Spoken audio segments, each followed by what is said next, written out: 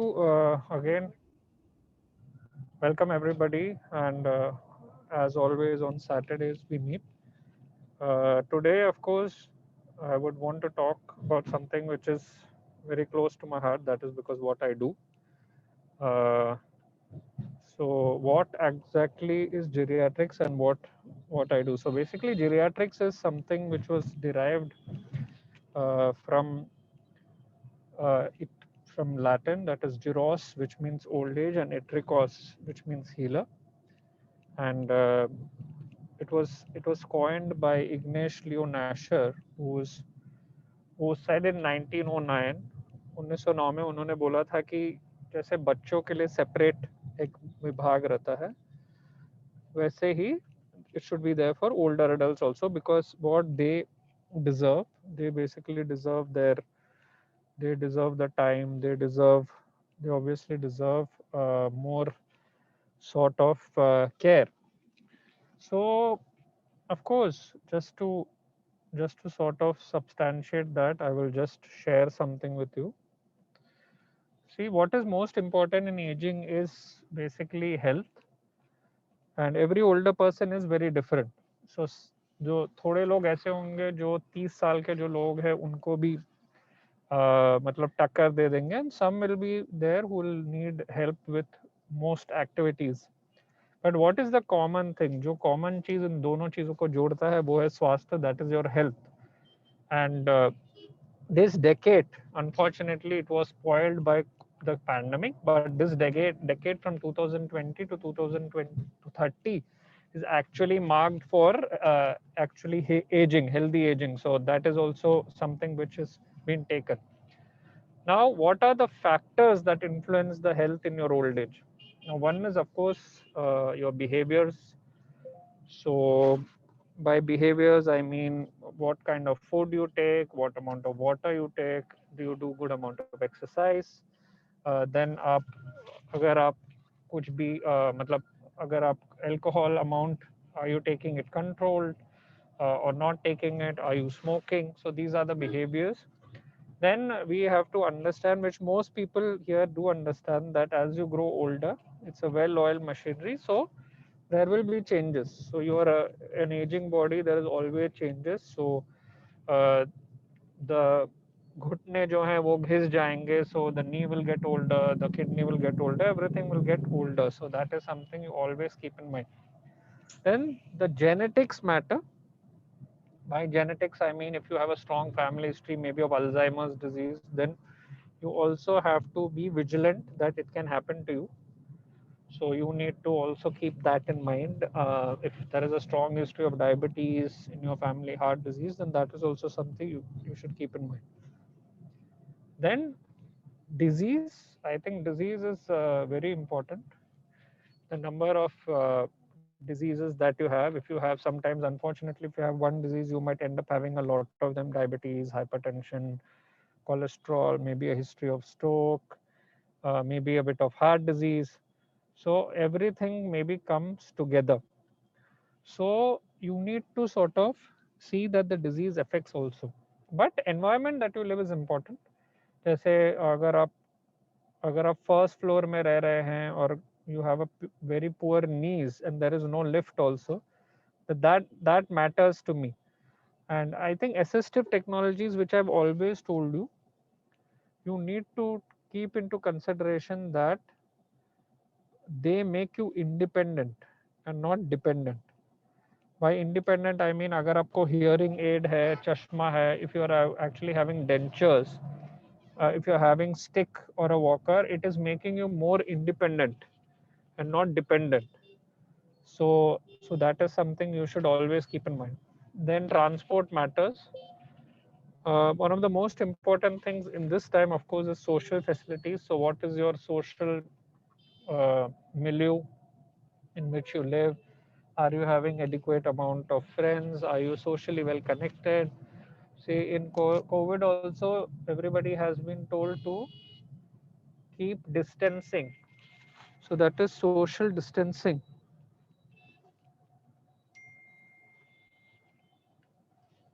So social distancing, uh, rather than have social distancing is all right, but no social isolation, which is what I have always kept on telling everybody. So how are the older people different? See, nobody is the same. The way your body reacts will be always different. आपको बहुत diseases हो सकते हैं. Sometimes a typical disease presentation is also there. Then there are of course multiple drugs which can be there. If you don't have drugs at all, then I'm the most happiest.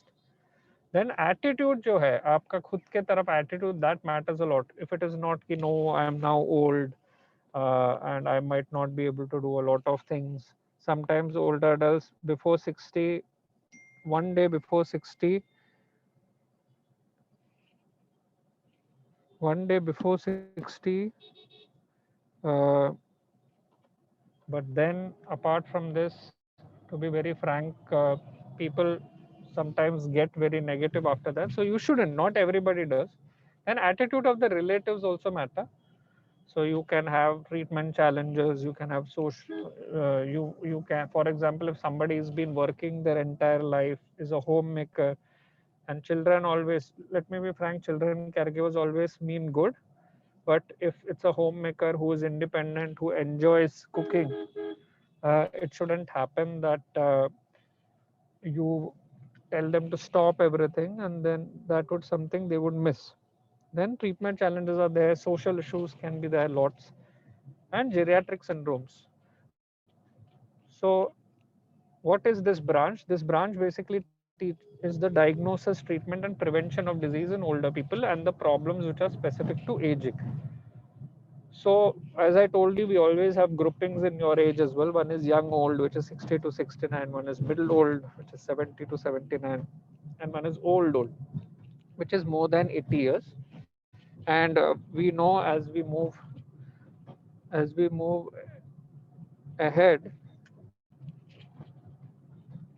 obviously we expect health to be better, and maybe the old also might get more and more wider, maybe even more than 100 years. So who is a geriatrician? Of course, a doctor who is specifically trained to evaluate and manage the unique healthcare needs and treatment preferences of the older adult. So that is what a geriatrician is all about. And just a word about what geriatric syndromes are. Usually, the geriatric syndromes are delirium, then memory issues, depression, falls, urinary incontinence, pressure sore. I don't want anybody to get pressure sores, because ultimately pressure sores will really sort of hurt. Then frailty, and of course malnutrition. So if there is any malnutrition at all. Now, why are we worried about them? Because one of the most important things which I talked last week was quality of life. I think quality of life to older adults matters a lot, and to taking care of their quality of life matters to me a lot. So, of course, increasing disability, and of course, triggering the cascade of dependency. So, the more independent an older adult is, the more happier they are. The more dependent they are, the more sort of they are not happy. But to be very frank, nobody wants to be dependent. Even if you're young, you don't want to be dependent. Then, of course, a bit about how I see patients differently. One is, see, a health status of an older adult is not only about the medical conditions, which is what everybody thinks, that the medical condition only is important. But no, the memory, how the memory is, what is there any anxiety, is there any depression, then what is the social support, as in, are you alone, are you having relatives, are you having neighbors, what about the economic status, then uh, whether you are financially viable, will you need help, are you dependent on your own self, are you dependent on your children. Then environment, as I said, both internal and external. External environment, of course, is there. Internal environment at home, how many bathrooms you have, what is the distance of the bathroom and your what do you call, and your bed, is there enough lighting, do you have too many carpets which will change the position, basically the leveling in your house, and there's a more chance of fall. So small things matter a lot. Then spirituality, yes, of course, it's not like everybody who's getting old has to get religious, get spiritual. You need to do what you want to do so that you obviously keep your mind at peace. So the health status is, all these things matter rather than only saying that the medical conditions matter. So how do we look at older adults? Basically by something known as a geriatric assessment, in which all these things are seen. So basically all the physical examination, what symptoms are, what kind of diet to take, how independent you are, whether you need a walker, whether somebody lives with you, socially are you well connected, who is supporting you, you need support, your environment, then your memory, then of course your affective, which is the anxiety or depression which you might have. Now ultimately, all these, when we do all these detailed things, we don't do it alone. Sometimes we might need a team, so maybe a physiotherapist, a medical social worker, and whenever you might need things like uh, helping you with, maybe there are three things which I said are always important. One is vision, hearing, teeth. So you might need ophthalmologists, you might need dentists, you might need audiologists who actually help in improving that particular part for you. The most important thing with this, of course, is the caregiver and the patient both are a part of the team, because when you take care of them, that is, I think, one of the most important things. So medication also matters a lot. The entire detail of medications, as I told you, uh, is very important, because multiple medicines, multiple interactions can be there. So a detailed medical medication history, what dose you're taking, is all very important. Then, so if you have to see the steps on how I actually, how a geriatrician sees a person is different, is this. So usually we try to get the detailed history, see all your medications which are important, how independent you are. As I told you last time, you might be able to do your own activities, you might be able to take care of your household. What is your physical examination? Yes, very important. How is your memory? How's your mind? Then specifically falls, urinary problems, then if there is any constipation, if you have any, and ultimately a problem list is made. By problem list, I mean it's not, if you have a pneumonia, for example, that becomes urgent. But that doesn't mean if you have a depression, if you have a mobility problem, if you're not independent, that is not important. So that will also be taken care of, and ultimately targeted investigations and long-term follow-up. So geriatrics is about continuum of care. If you come to me to the OPD and I see you in the ward, that is not enough for me. Ultimately, once you have to get discharged, we should be able to take care of you at home, and ultimately, hopefully, get you back to the community where you actually belonged earlier. So making you independent to the maximum tilt. So that's what geriatric assessment is about. It's about promoting your wellness and independence. Try to see all, it can be multidisciplinary, of course, and at various settings, we do it differently. For example, in emergency, we'll have to do it quickly, whereas in OPD, we might have time, in wards, we might have time. The most important thing is maintaining and improving our quality of life, because that is what matters the most, and try to enable you to do what is, of course, ultimately successful aging, which is what matters, which is try to sort of make sure you do have low risk of disease, have high mental and physical function, and actively engaged. You should actually be actively engaged in life. Now there are certain principles, of course, of geriatrics which I would like to highlight. One is, you should be convinced that aging is not a disease. It's not. There are medical conditions which can be sort of long term, they can be multiple, and there are multiple factors as far as older adults are concerned. So that's how we look at them differently. Reversible and treatable conditions should never be missed. So for example, just saying no, this particular older adult is 92, no, it's already too old to treat. No, that's not how I would see.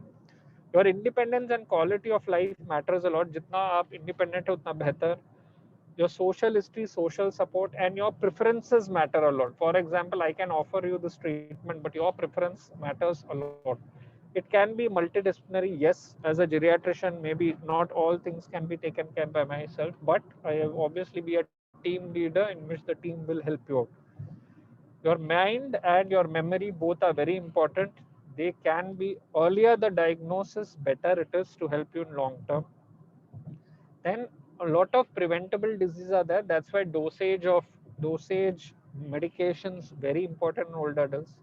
Then, as I told you, variety of settings. It can be in home care, it can be in long-term care, it can be in hospital, it can be in institutions.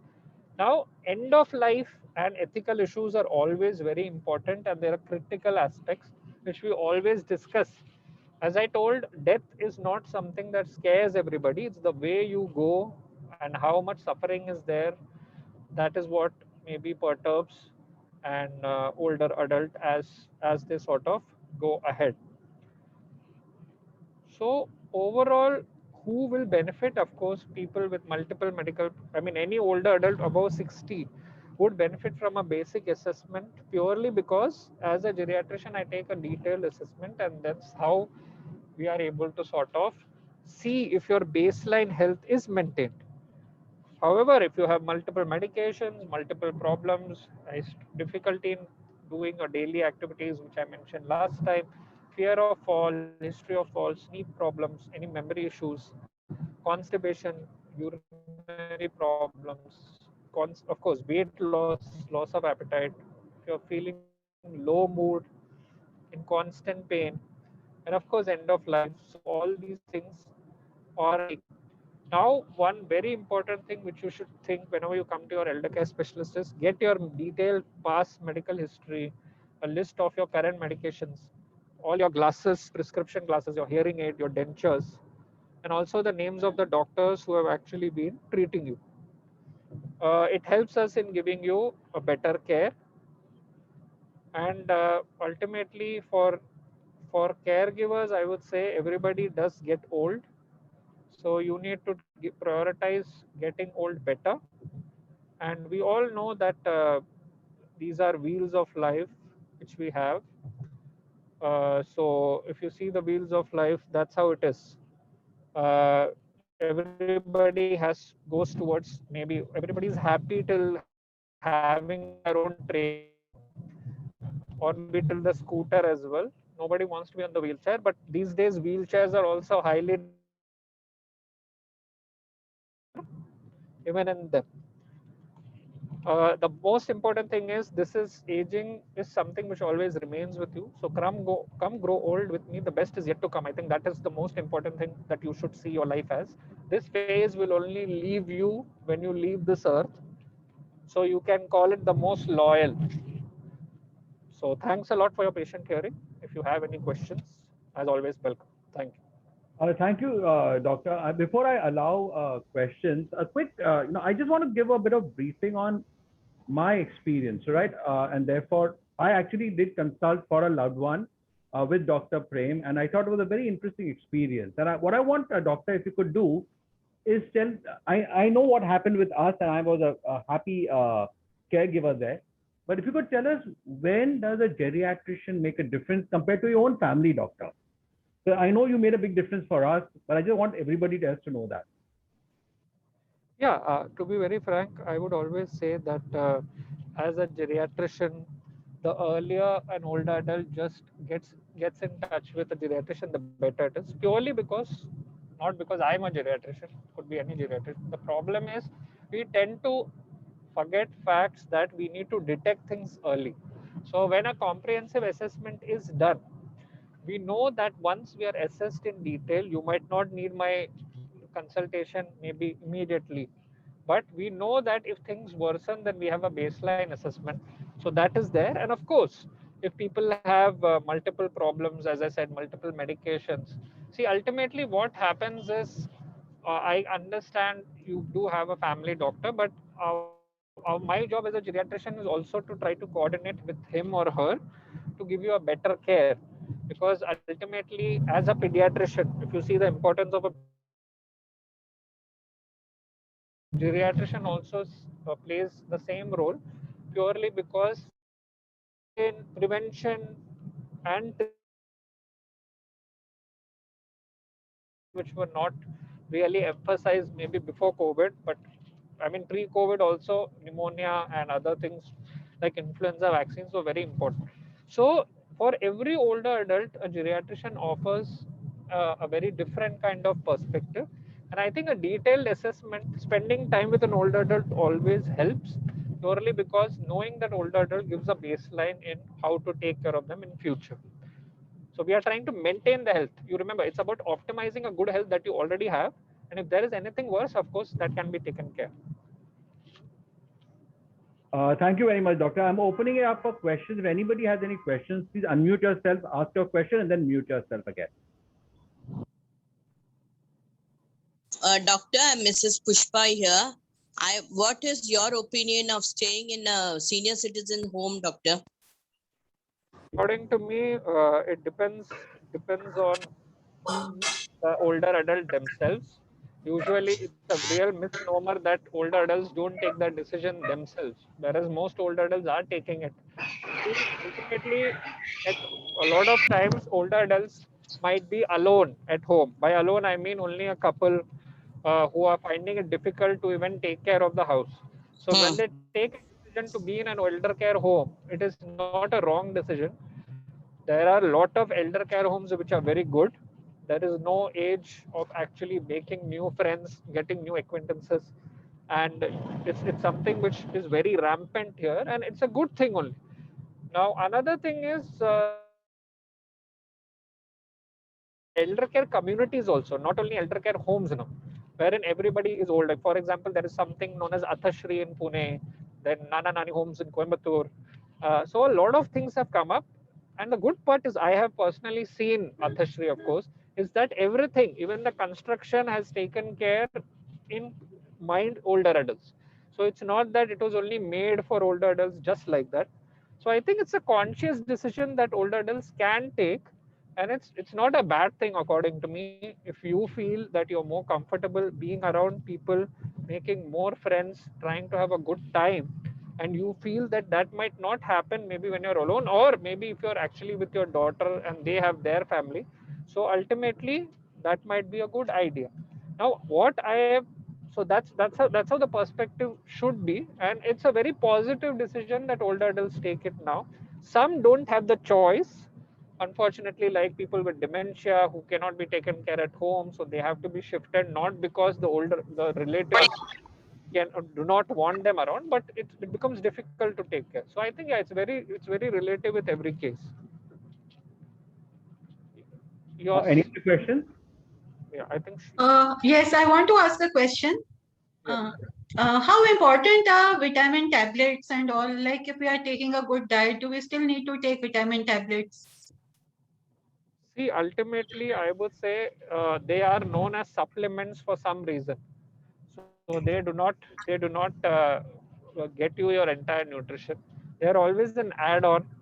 So sometimes what happens is our issues is that not every older adult can eat well.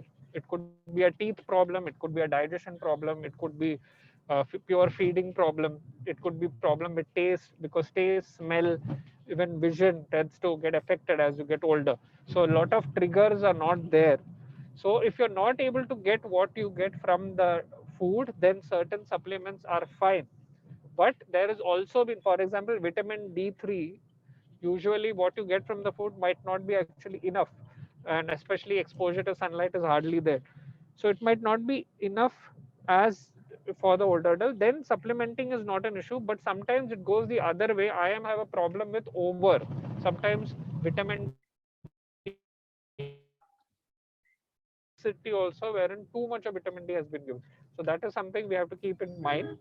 And sometimes if it's three types of supplements might be taken, so that should not happen, because that also happens a lot, same content 2 3, and nobody's trying to stop it, so that doesn't really add up. So should we take it on our own or should we take it only under medical supervision? Like unless a doctor suggests it to us. It's always better to take a tablet after asking a doctor at least having the knowledge about it, purely because you are going to take it. I don't think you want to be too much in the dark. Fine, the internet tells you the contents, but ultimately the experience of a doctor is different than Google. So it's always better to ask. Okay, thank you. Thank you. We can take one more question. I think we're running out of time. Anybody has a question, please unmute yourself and ask.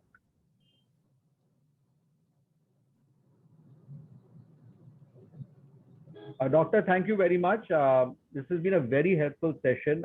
Thank you again very much. And thank you for all that you're doing for us. Have a nice weekend, everybody. Yeah, thank you. Thanks a lot.